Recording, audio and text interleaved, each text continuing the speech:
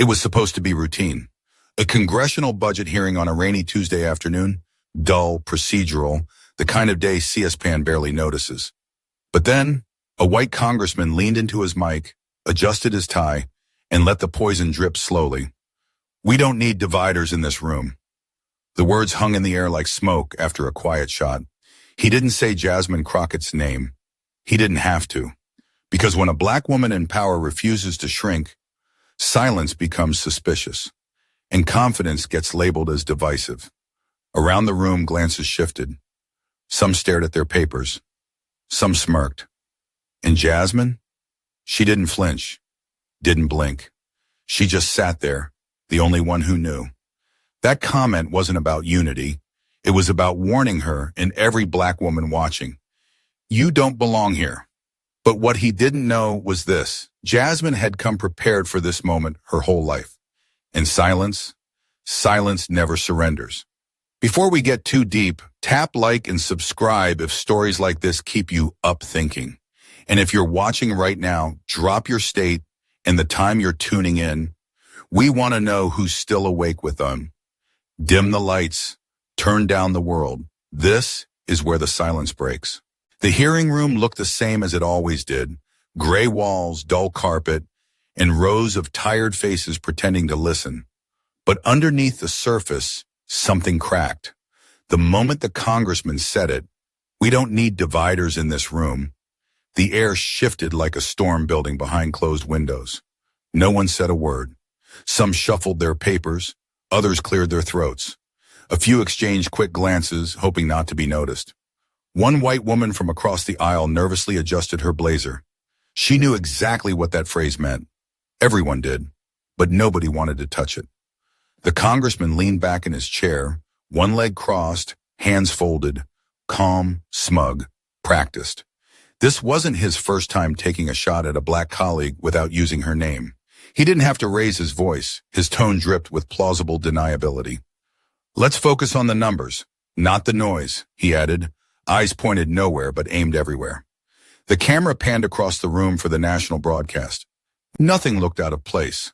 But behind the C-SPAN stillness, was a fire starting to flicker.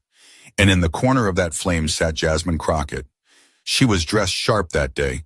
Crimson red blazer, no jewelry, no frills. Hair pulled back. Not a single piece of her look invited distraction. She knew what that space demanded. No excess, no mistakes, no excuses. Every inch of her had been vetted by a lifetime of surviving rooms like this. But no one was ready for her silence. While the congressman spoke, Jasmine didn't interrupt. She didn't roll her eyes. She didn't fold her arms. She just sat there, hands neatly clasped, shoulders square, unmoving. And it was that composure, so still, so unbothered, that rattled the room more than any argument could have. Because silence, when worn with dignity, becomes a mirror, and mirrors make liars uncomfortable. And she knew exactly what was happening. The congressman was laying the groundwork, slowly, carefully, a narrative, a frame. He wasn't debating policy, he was staging a performance, one where he's the voice of reason. She's the problem, a disruptor, a radical, a black woman with too much to say. He used no slurs, just rhythm, cadence, words like unity, decorum, productivity. He laced them carefully, weaponizing politeness to distract from the poison. This wasn't about the budget. This was about silencing the woman who refused to shrink herself in rooms that were never built for her. And that's the thing about American politics. It rarely shouts when it cuts. It uses smiles and microphones. Back row aides took notes, but they knew this wasn't in the script. Jasmine's staff, mostly young, mostly black, mostly from places where dignity was taught like survival, watched closely. They'd seen it before, the slow, methodical painting of their boss as difficult, as angry, as divisive. One moment she's a congresswoman, the next a stereotype with the nameplate. And still, Jasmine didn't flinch. She was used to rooms that turned quiet when she walked in, used to voices that lowered when she passed, used to allies who stayed silent when silence suited them. But she also knew this. She had a pen, a platform, and the law on her side. And so, while the congressman leaned deeper into his monologue, throwing around terms like extremist rhetoric and grandstanding for cameras, Jasmine was watching, not reacting, just watching. She tracked every word, every pause, every smug smile and subtle dig. She wasn't collecting insults, she was collecting evidence. Because you don't walk into a fight like this to shout, you walk in to win. And Jasmine Crockett hadn't come to defend herself. She came to document the disrespect and then dismantle it with precision. In that moment, as the congressman rambled on, something else began happening. Outside the chamber, on Black Twitter and activist threads, people were already talking. Someone clipped the phrase. The video was being shared. The way the congressman looked when he said it. The way Jasmine sat, unshaken. There was power in that stillness. People felt it, even through a screen. And what made it more powerful? She hadn't said a single word yet. That day, Jasmine Crockett wasn't just a target. She was the test. How much disrespect does a black woman have to endure before the world calls it what it is? How many ways can power dress itself up before someone names it? And what happens when the person being targeted is smarter, sharper, and more dangerous in silence than her attacker is with a microphone? The fuse had been lit. But Jasmine, she didn't run from the fire. She studied it, and the flame was only just beginning. By the next morning, the clip had already reached 250,000 views. It was only 12 seconds, just enough to catch the congressman's words and Jasmine Crockett's silence. But that was all it took. Inside the Capitol, the spin machine had started. The congressman, Representative Byron Eastwick from Tennessee's 5th District, stepped in front of the cameras, smiling like a man rehearsed. Gray suit, flag pin, palms out like he had nothing to hide. Look, he began with the casual tone of a man who believed the world owed him the benefit of the doubt. This hearing was about federal spending, not political grandstanding. My comments were about keeping the room focused, not about any one person. But his smile twitched when the reporters pushed. Then why say dividers? Why that word? His voice dropped half an octave. He chuckled. Because some folks come in here more interested in theater than solutions. That's all I meant. You know how it is. Yes, we do know how it is. This was the next phase, the reframing. Now, Jasmine wasn't just present. She was suddenly the problem. The reason the hearing got tense, the disruptive element, the loud one, even though she had not spoken a word. Cable news hosts ran segments with split-screen footage. Jasmine staring ahead stoically while Byron spoke in vague generalities. Some anchors tried to be neutral. Others weren't even pretending. One pundit on a conservative network said it outright. Let's be real. Crockett's brand is divisive. She came in here with an attitude, with her TikToks, her flashy clothes, and her chip on her shoulder. That's not governance, that's street politics. Street politics. The words hit like a slap wearing gloves. Another panelist called her a social media darling more interested in likes than legislation. Yet another called her the new face of radical grievance. But the ugliest blows didn't come from pundits. They came from inside the House. In a closed-door lunch with donors, Eastwick reportedly described Jasmine as one of those inner-city firebrands, more interested in yelling than working. Inner city. That term, so clean, so coded, say inner city and everyone hears black. Poor, dangerous, loud. Say firebrand and everyone hears angry, unstable, threat. Behind every phrase was a legacy. Behind every dog whistle, a bullhorn of bias. And Eastwick wasn't done. That afternoon, he released a formal statement. It is disappointing that some members have chosen to interpret my comments through a racial lens. I believe in unity. I believe in decorum. And I believe we should rise above identity politics and focus on what really matters, making America strong again. Identity politics. He said it with a straight face, as if Jasmine Crockett's very existence was some kind of political stunt, as if being black, being a woman, being present, was a threat to decorum itself. Meanwhile, whispers began to circulate through congressional halls. She brings this on herself. She's always making it about race. Maybe if she toned it down, No one asked why tone was only ever a problem when a black woman had something to say. In private, Jasmine's colleagues called her to check in, but many of them didn't mention the incident directly. Some offered generic support, hang in there. Others warned her, don't escalate this, you've got too much promise. But Jasmine knew what that meant. Too much promise was code for play nice. Don't respond, don't fight back, smile, and let the disrespect wash over you like rain on stone. But she also knew this game, and she knew something else. The next move would be hers, but it wouldn't be on camera. Because this wasn't just political theater anymore. It was a character assassination carried out in slow motion under the guise of civility. And like so many black women before her, Jasmine was being told, subtly, strategically, that she had to earn her humanity again. That her anger was aggressive, her truth was toxic, and her voice was somehow too loud for the room, even when it hadn't said a word. And just when it seemed like things might settle down, Eastwick gave one more quote, one he didn't mean for the press to catch. At a small business luncheon, speaking off the cuff, he said, "We don't need more hood rats with law degrees clogging up Capitol Hill." The room went quiet. No one laughed, but no one challenged him either. And by that night, those words had leaked.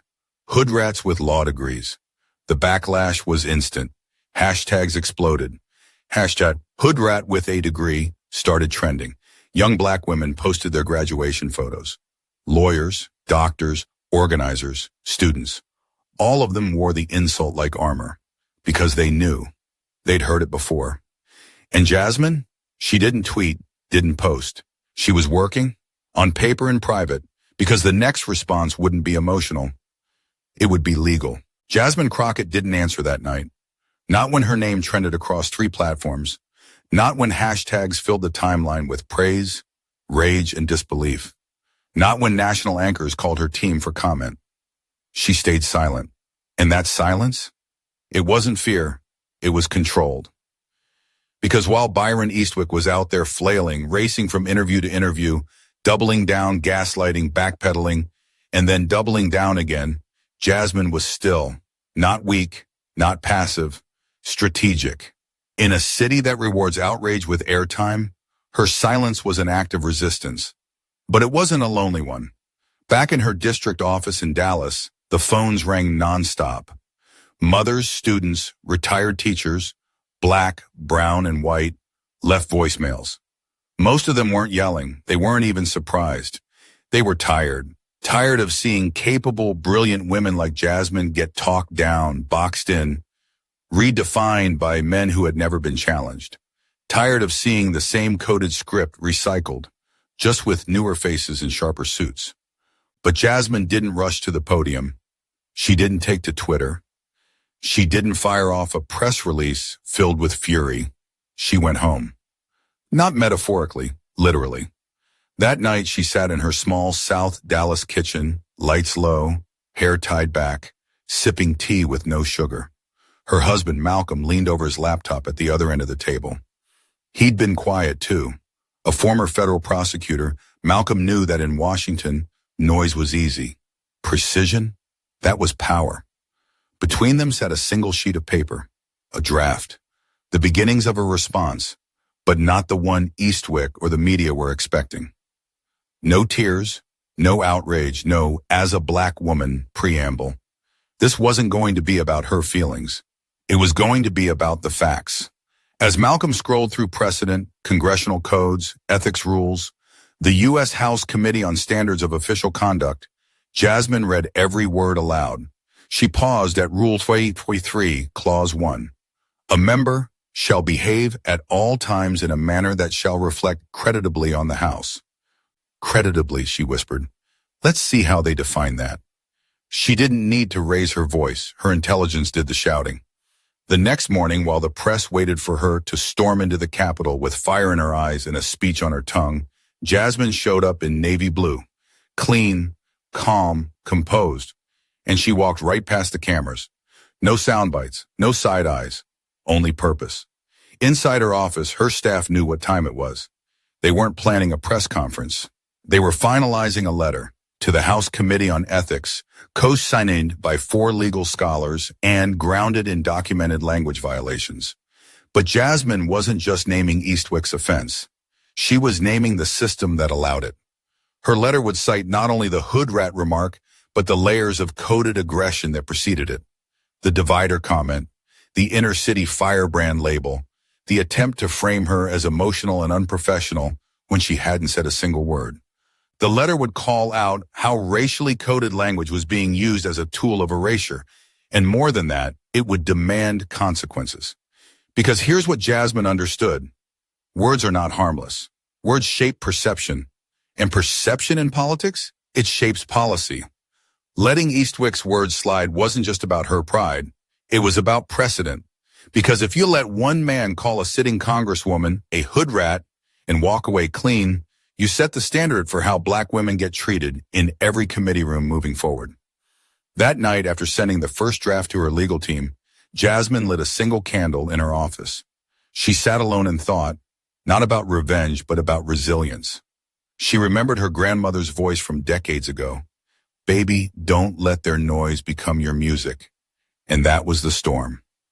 Not a thunderclap, not a scream, but the quiet force of someone who refuses to be reduced, someone who watches the insults fall and builds something stronger with every piece. By the time the letter was signed, sealed, and ready for release, Jasmine hadn't spoken a single word to the press. And still, her silence had already done more than 1,000 interviews, because everyone was watching. And in the stillness of her response, they saw something they didn't expect. Power that didn't need to perform. Power that didn't chase headlines. Power that chose precision over popularity. And Byron Eastwick, he may have thought he was shouting into a void. But what he actually did was woken up by the quietest force in the room. And now that storm was coming. It arrived on a Tuesday morning, 9 pages, double-spaced, header stamped from the office of Representative Jasmine Crockett. Subject line, formal complaint regarding pattern of racially coded language and conduct in violation of House Rule 583. No hashtags, no emojis, no flame war, just ink and law. The letter was not just a rebuttal, it was a weapon of record. And unlike Eastwick's smug deflections, this one didn't shout. It didn't accuse blindly. It is documented. Jasmine Crockett had chosen her battleground, and she chose the Constitution. The complaint began with direct reference to House Rule 23, Clause 1, the same rule she'd read aloud just days earlier. A member shall behave at all times in a manner that shall reflect creditably on the House.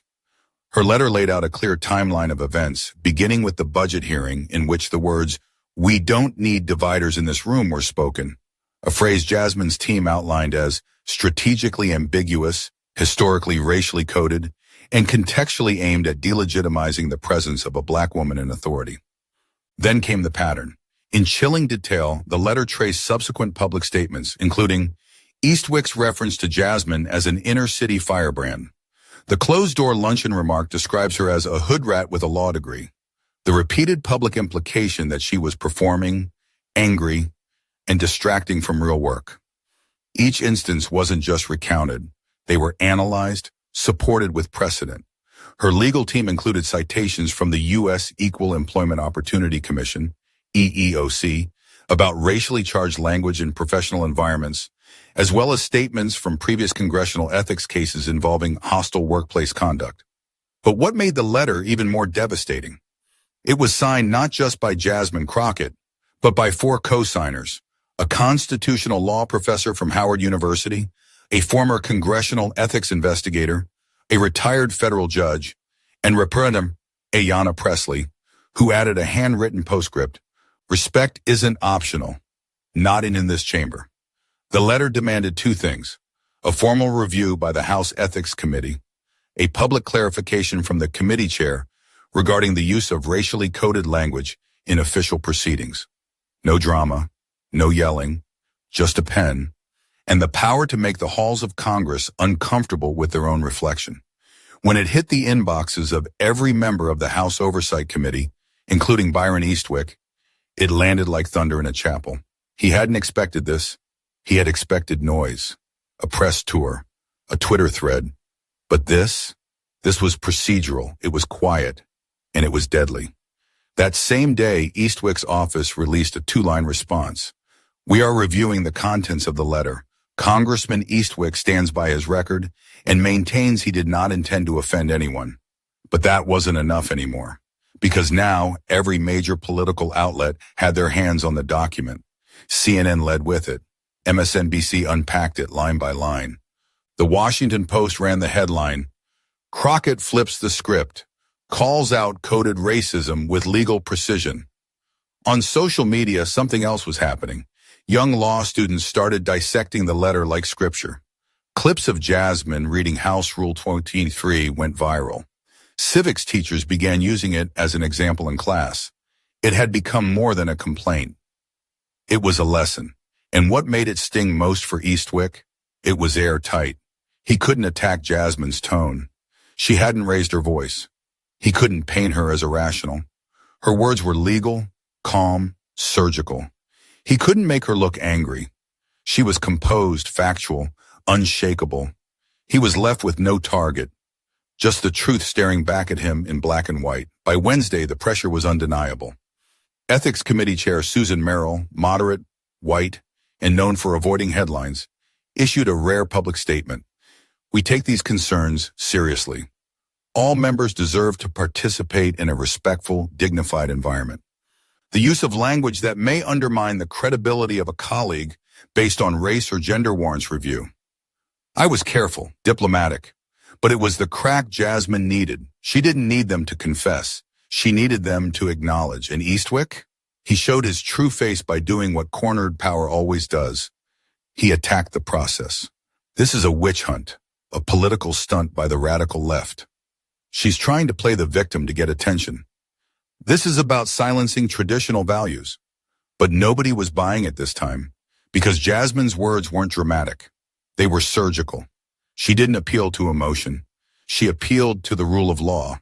And when that happens, when the noise fades and the facts stand alone, truth becomes louder than any insult. Inside the Capitol, Jasmine remained calm.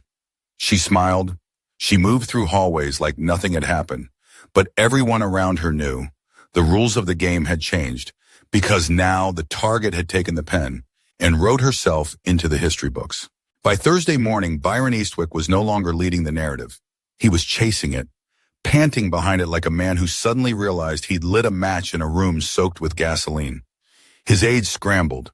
His PR team revised 3 different statements before noon. Every version fell flat, because no version could fix what had already cracked. The image Eastwick had spent years crafting, that of a sensible, steady voice of reason from the conservative South, was beginning to peel like cheap paint. And underneath that polish, something raw, something mean, something very old. It started with the emails. Hundreds poured in overnight from constituents across his district. Many were polite, some were furious. But a few carried a theme that unsettled even the most loyal Eastwick staffers. I voted for you, Congressman. I did not vote for this. If calling a black woman a hood rat is part of your Christian values, you can keep them. My daughter's in law school. I never want her to hear those words from someone paid with our taxes. And then came the press. Local papers, once deferential to Eastwick's long-standing incumbency, began printing editorials with titles like, This is not who we are, or is it? When civility masks cowardice. We taught our daughters to lead, now let them. But the real shift, the moment the crack turned into a rupture, came during a live appearance on Morning Viewpoint, a national political talk show. Eastwick had agreed to the interview reluctantly. He thought he could reset the conversation. What he didn't count on was the host being a black woman. Her name was Daria Wells, former journalist, Harvard Law, no nonsense. The moment Eastwick tried to paint Jasmine as overreacting, Daria leaned in. Congressman, she said calmly, do you understand what the term hood rat means in the black community? Eastwick paused, smiled uncomfortably. I believe it's urban slang, but I didn't. It's a classist racial slur often used to demean poor black women. It implies criminality, promiscuity, lack of intelligence. Did you mean to imply that about your colleague? He blinked. No, of course not. I think this is being taken out of context. What I said was, but you said it. He shifted in his seat.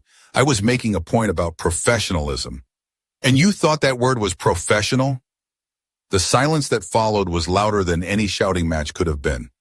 He looked like what he was, exposed, not enraged, not righteous, just a man slowly realizing the old tricks weren't working anymore.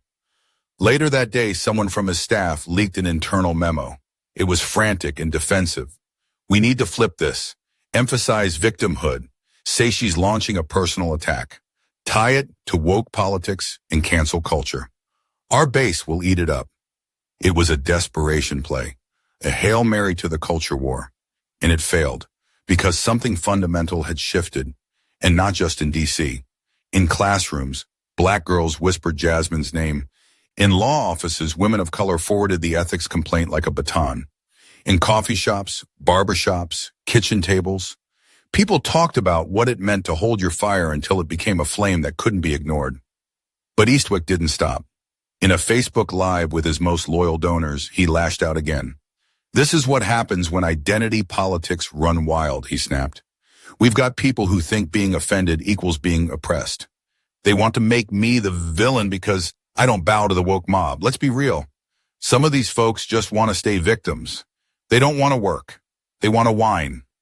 Then came the words, the ones that would bury him deeper than anything else. I grew up around real workers, folks who pulled themselves up by their bootstraps, not folks from the hood looking for a handout. Bootstraps, the dog whistle of all dog whistles. To his donors, it was red meat. To the rest of the country, it was gasoline. He hadn't just slipped. He had sprinted into the stereotype head first. And this time, even moderates on his side started pulling back.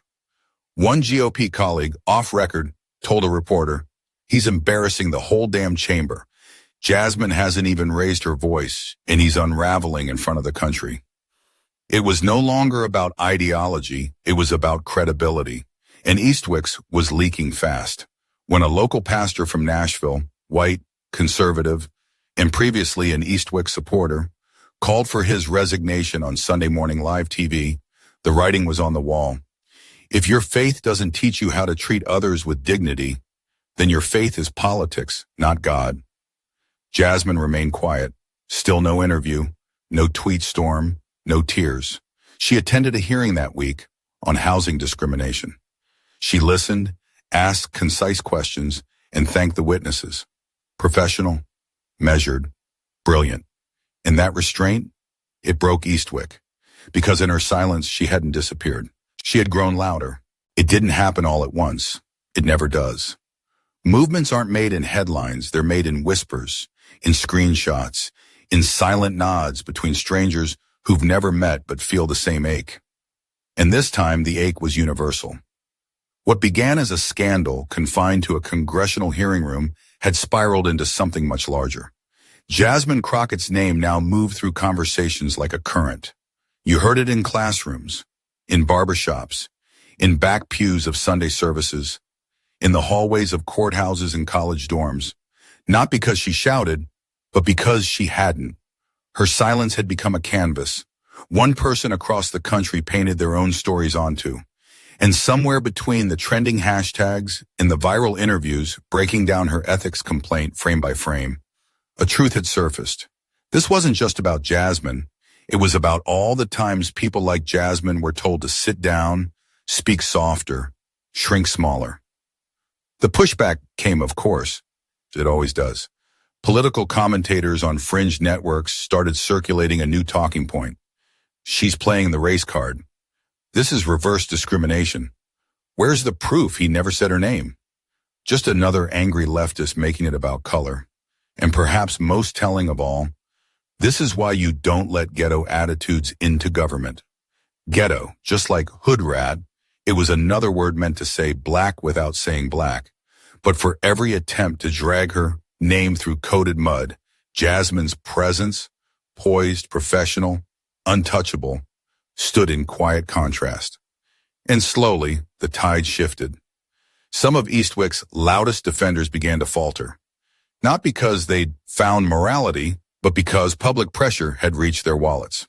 A corporate PAC rescinded its donation to Eastwick's re-election campaign. A local chamber of commerce issued a statement condemning all forms of racially charged rhetoric. A major Tennessee newspaper published an op-ed titled, "Crockett didn't speak and somehow said everything we needed to hear." And then came the people. One by one they rose. A young black law student from Atlanta posted a TikTok, tears in her eyes, saying, "They told me I was too much for law school, too emotional, too loud." But then I watched Jasmine sit there silent, dignified, and dismantle that room without saying a word. "Sis, you gave me permission to stay." A retired Latina judge from New Mexico tweeted, "I've been called aggressive, confrontational, even intimidating. This isn't new, but Crockett reminded the world what power actually looks like." Hashtag silent storm. A white mother in Kentucky posted a letter her 13-year-old daughter wrote after watching the original clip of the hearing. "I want to be brave like her. Not mean, just brave." And then came the momentum shift. People who had once remained quiet, neutral, moderate, above the fray, began to speak up, not just for Jasmine, but for themselves, because Jasmine had shown them something they didn't know was possible. You don't have to yell to take up space. You just have to refuse to leave it. Meanwhile, behind closed doors in Washington, Eastwick's allies began to distance themselves. A co-sponsored bill, pulled. A speaking invitation, canceled. A leadership committee position, quietly dissolved. Because while they wouldn't say it out loud, they knew the truth. He had become politically radioactive. And Jasmine, she hadn't asked for this spotlight, but she owned it now. She returned to her home district that weekend, not to rally, not to rage, but to serve. She visited a local high school, unannounced, sat with a group of teenage girls over lunch in the cafeteria, no cameras, no talking points, just presence.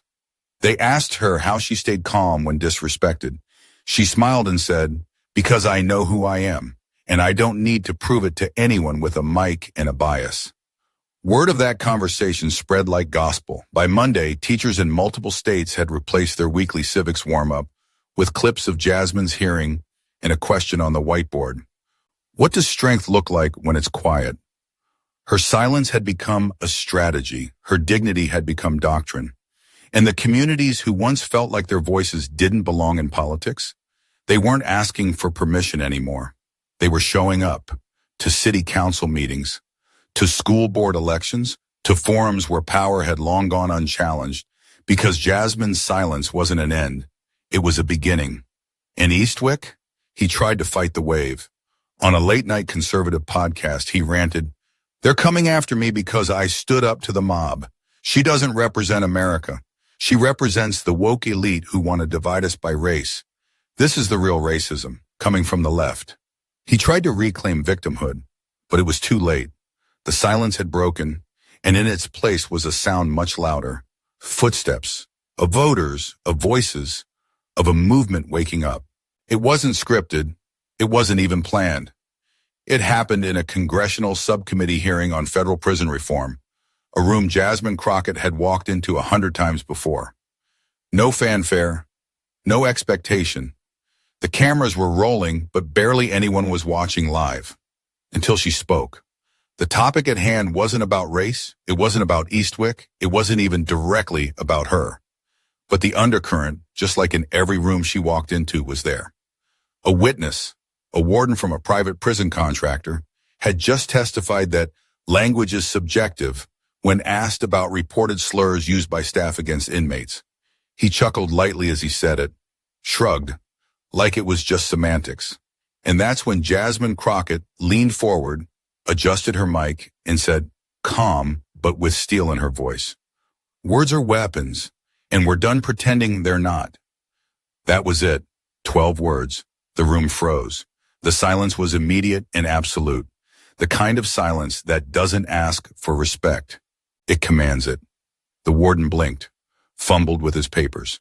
Someone on the committee whispered, "Wow." Even the stenographer looked up. And the internet? It detonated. Within 30 minutes, the clip hit Twitter. Within 2 hours, it hit 1 million views. By nightfall, it was everywhere. CNN headline, Crockett drops mic on racial rhetoric in D.C. TikTok, edited remixes of her, quote, layered over protest footage, court victories, young girls debating in school halls. Instagram, black and white, images of Jasmine with the quote written bold across the screen. Words are weapons, and we're done pretending they're not. Even celebrities reposted it. Ava DuVernay, Kerry Washington, Keke Palmer. One A-list rapper simply tweeted, "Who TF is Jasmine Crockett, and where do I donate?" But it wasn't just that she said it, it was how she said it. There was no raised voice, no fist on the table.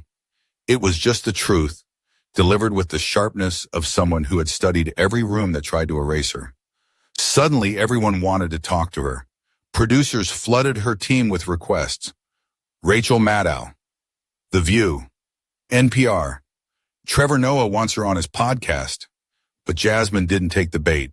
She gave one interview, just one, and she chose PBS, a quiet platform, an audience that listened, a space that didn't demand a performance.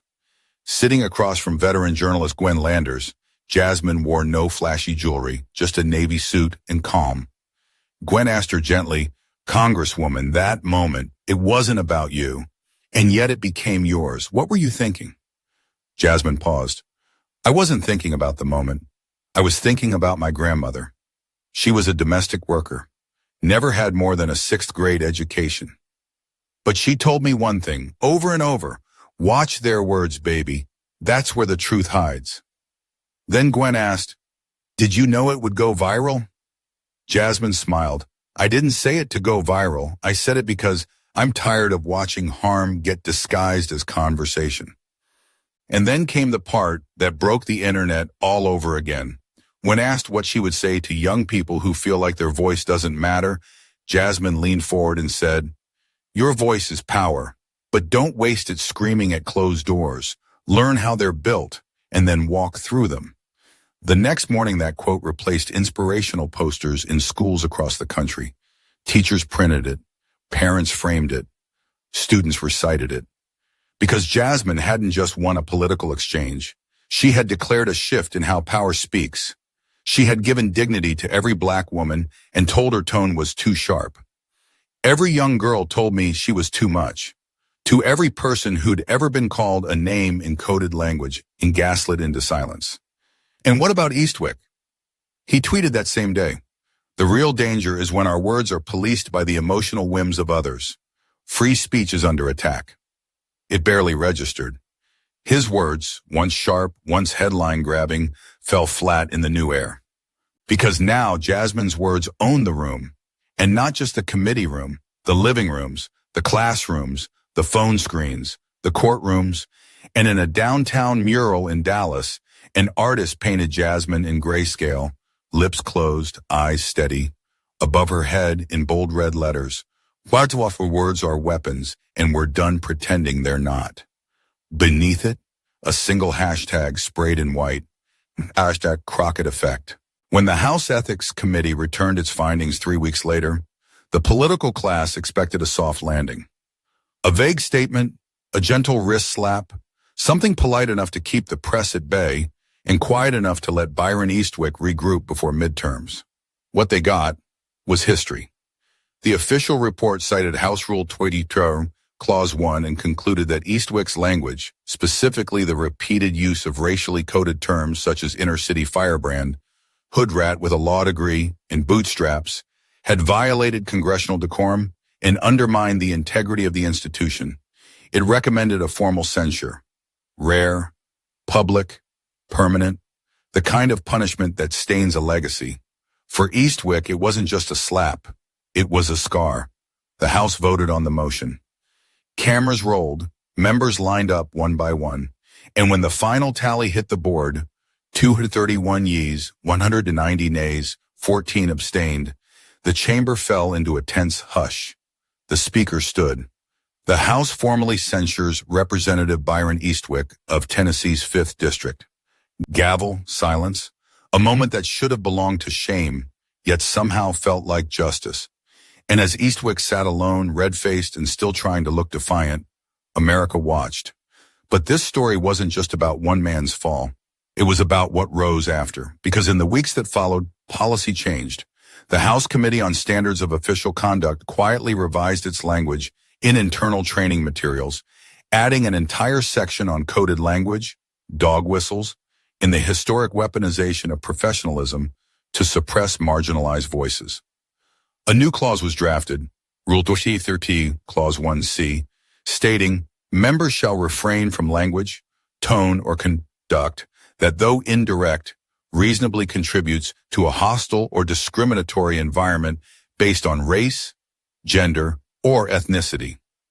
It wasn't perfect, but it was a beginning, and outside the halls of Congress, something else was shifting.